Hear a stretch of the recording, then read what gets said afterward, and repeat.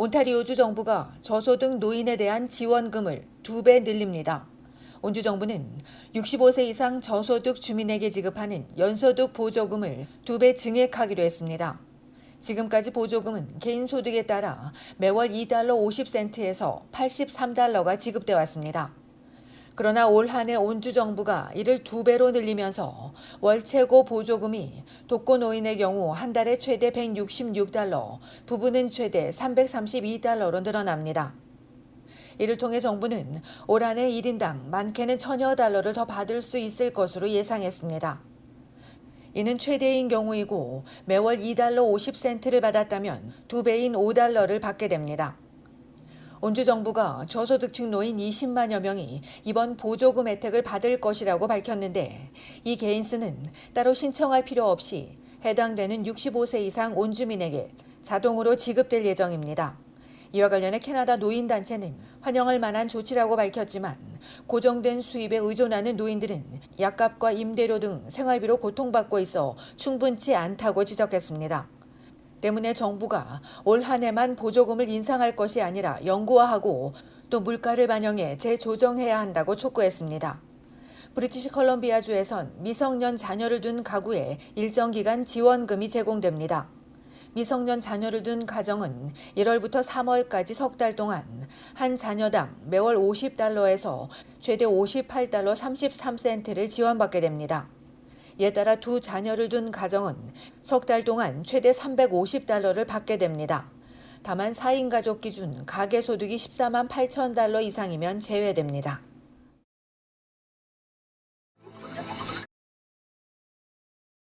지난해 캐나다 이민자 수가 역대 최다를 기록했습니다. 연방이민성에 따르면 지난해 이민자 수는 총 43만 1645명으로 정부의 목표치를 넘어서며 1913년 이래 역대 가장 많은 이민자를 수용했습니다. 코로나19 대유행으로 이민자 수가 절반 수준에 그치자 정부가 2021년과 지난해 각각 40만 명 이상을 목표했는데 이를 넘어선 겁니다. 캐나다는 이민자를 통해 인구 순증가를 유지하는 동시에 경제활동 인구를 확보하고 있습니다. 하지만 적체 문제가 커지자 이민성은 직원 충원과 최신 기술 도입, 절차 간편화를 통해 영주권과 임시 체류 비자, 시민권 등 약 520만 건의 신청서를 지난해에 처리했습니다. 2021년에 비해 2배에 해당하는 수준입니다. 이를 통해 캐나다 이민 시스템이 개선되는 효과를 얻었다고 이민성은 전했습니다. 캐나다는 고령화로 인해 부족한 노동인력 문제를 해소하고 미래 경제를 위해 이민이 중요합니다. 때문에 정부는 지난해 11월 2023년부터 2025년까지 이민자 유입을 계속 늘려나간다고 발표했습니다. 정부는 올해 총 46만 5천 명, 내년엔 48만 5천 명, 2025년엔 50만 명을 수용할 계획으로 이대로라면 매년 기록을 경신할 것으로 예상됩니다. 캐나다 이민자는 현재 노동 인구 성장의 100%를 담당하고 있고 인구 증가의 75%도 이민자로 이루어지고 있습니다. 앞서 통계에 따르면 2021년 전체 인구 중 이민자가 20.7%였지만 2036년엔 30%로 늘어납니다. 현재 이민자는 의사의 36%, 사업체 소유주의 33%, 엔지니어의 41%를 차지할 만큼 캐나다 의료와 경제 등 사회 전반에서 크게 기여하고 있습니다. 한편 앞으로도 이민 적체 문제를 보다 신속하게 처리하는 동시에 캐나다에 필요한 기술 인력을 우선 받아들여 일손 부족을 해결하기 위해 정부가 올해 $5천만 추가 배정한 것으로 알려졌습니다.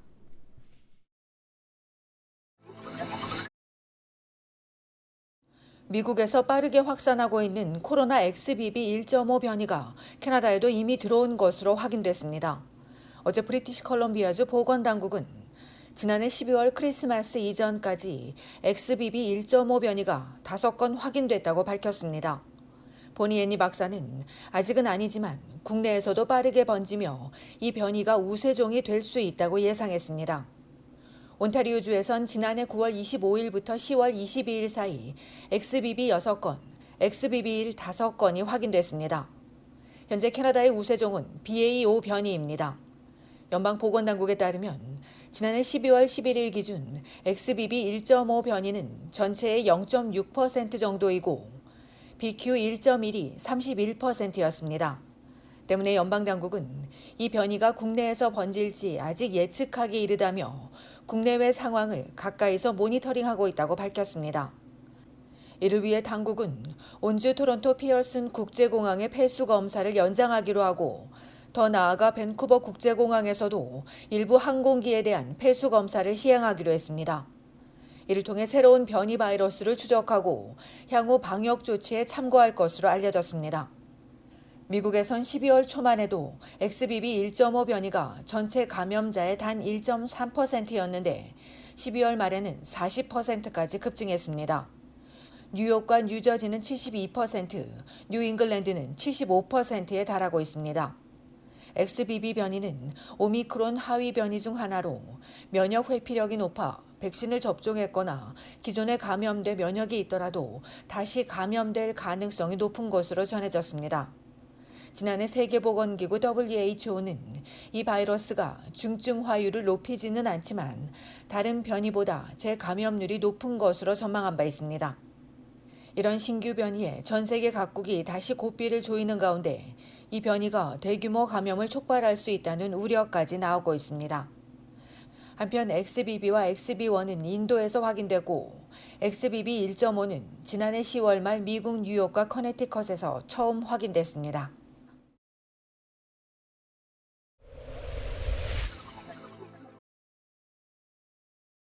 온타리오주 토론토 지하철에서 남성이 선로에 추락하는 사건이 발생했습니다. 어제 오후 6시 15분경 블루어역 지하철 플랫폼에서 남성이 가해 남성에게 떠밀려 선로에 추락했는데 다행히 지하철이 진입하지 않아 큰 사고는 없었습니다. 신고를 받고 출동한 경찰은 피해 남성과 말다툼을 하던 가해 남성이 떠민 것으로 보고 가해자를 붙잡아 폭행 혐의로 입건했다고 밝혔습니다. 한편 어제 존 토리 토론토 시장은 지하철 등 공공장소에서의 안전을 위해 경찰 예산을 $5천만 늘려 200명을 추가 확보할 계획이라고 발표했습니다.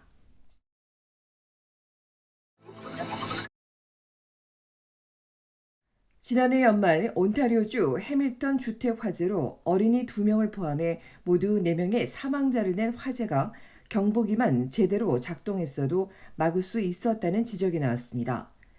해밀턴 소방당국은 1층 소파에서 시작된 불이 순식간에 거실 전체로 번지면서 집안에 있던 6명 모두가 2층에 갇혀 대피할 수 없었다며 화재 경보기가 작동했더라면 이런 비극은 일어나지 않았을 것이라고 강조했습니다.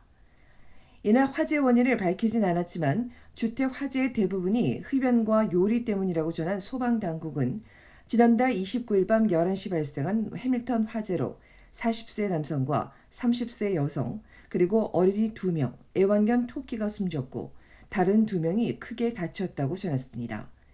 한편 온주 소방당국은 지난해 화재로 인해 133명이 목숨을 잃어 최근 20년 동안 최악의 해로 기록된다며 화재 경보기가 생명을 구할 수 있는 만큼 제대로 작동하는지 확인하고 만일을 대비해 경보기가 울린 뒤 탈출하는 방법을 평소 가족과 대화할 것을 권고했습니다.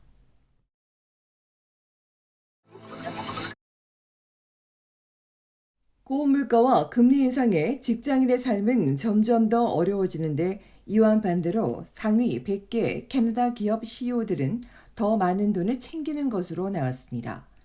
캐나다 정책대안연구센터가 최근 발표한 바에 따르면 2021년 한 해 동안 옵션과 보너스 등을 합해 이들이 벌어들인 평균 연봉은 자그만치 $1,430만 직장인과의 소득 격차가 무려 243배에 달했습니다. 2018년 227배에서 더 늘어난 것으로 이들이 새해 첫날 43분 동안 번 돈은 $58,800에 달해 일반 직장인들이 1년 동안 일해서 번 돈과 같은 액수입니다. 전문가들은 기업 이익과 성과를 기반으로 하는 보너스 유형이 이런 격차를 빠르게 키우고 있는 것이 가장 큰 문제라며 고액 보너스에 대한 기업 공제 대신 법인세 납부를 도입하고 주식과 옵션 가치 증가분에 과세하며 최고 한계 개인 소득세율 인상과 부유세 도입이 필요하다고 촉구했습니다. 한편 센터에 따르면 2021년엔 물가가 4.8% 상승하면서 직장인 급여가 2% 삭감된 데 반해 CEO 급여는 26% 올랐으며 여기서 기본급이 단 8%에 불과해 보너스와 스톡 옵션이 이들의 소득을 늘려주는 것으로 나타났습니다.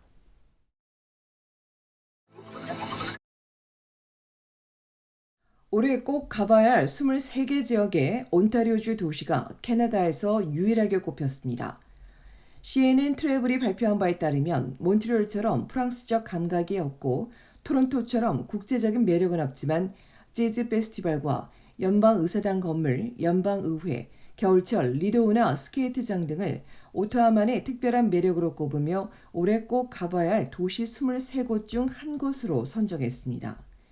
이외에 CNN이 선정한 지역인 영국의 리버풀과 콜롬비아의 보고타, 이집트의 카이로, 일본 나오시마 섬 등이 이름을 올렸습니다. 한편 앞서 세계 최고 도시 보고서에서 토론토가 24위 여행지에 올랐고 내셔널 지오그래픽이 선정한 2023년 세계 최고 여행지 25곳엔 엘버타주와 한국의 부산이 꼽혔습니다.